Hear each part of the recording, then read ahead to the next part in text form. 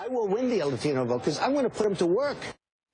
CBS News contributor and Republican strategist Frank Luntz is in Los Angeles looking at the ripple effect for the GOP and all of its candidates. Frank, good morning. Good morning. You heard Donald Trump. He says he has nothing to apologize for, and now he's at the top of the polls.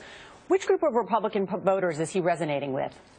Well, the fact is that among some he is resonating with, and I have to emphasize, and this is going to sound awful to some of your viewers, but over the last 10 years, the American people have come to see attributes, character traits, as more important than issues. And the number one attribute that Republicans and Democrats want is someone who says what they mean and means what they say. We can disagree horribly. We can feel that Donald Trump is offensive in what he says. But the fact that he is saying it so bluntly, so overtly, without any censoring, which, by the way, as a political consultant, I would tell him, back off. But the fact that he's saying it so directly to millions of Americans, this is what they want in a leader. But what is it? Yeah, if you look at the front page of the paper today, and I've talked to some Republicans, that there's sort of this concern in the Republican Party, which is a swift response to denounce his comments or a hands-off approach because they're worried about inflaming his supporters or distancing themselves, or that he may run on a third-party ticket. I mean, is this a problem for the party in many ways? That's a very smart question. In 1992, the Republican leadership made fun of Ross Perot. They belittled him, and they belittled his supporters. And that 19% could have gone to George Bush, but instead it went to Bill Clinton. So we've seen it happen before. In the end, the people who are supporting Trump, it's not a movement.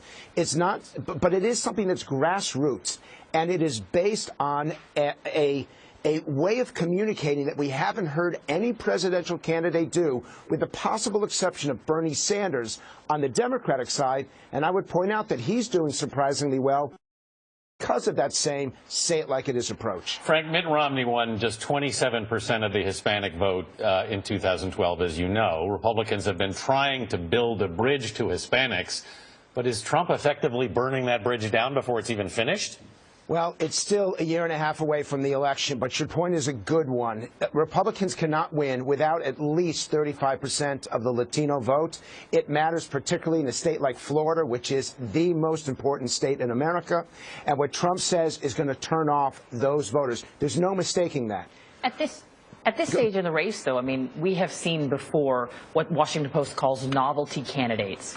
Do you think, as we head into the debates, do you think Trump will, one, take part in that debate, and two, how does his campaign move forward? What is the momentum at this point after the controversies sort of end?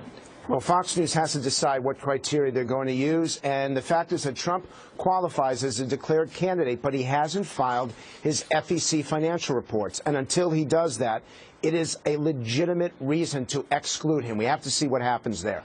But if he does participate, I will tell you, in the focus groups that I've done, and I've been doing a lot over the last 60 days, Trump is the most interesting candidate, both positive and negative. People want to talk about him. They want to hear what he has to say. They want to laugh at him, but they want to listen to him. Frank Luntz. Thank you, Frank. Thank you.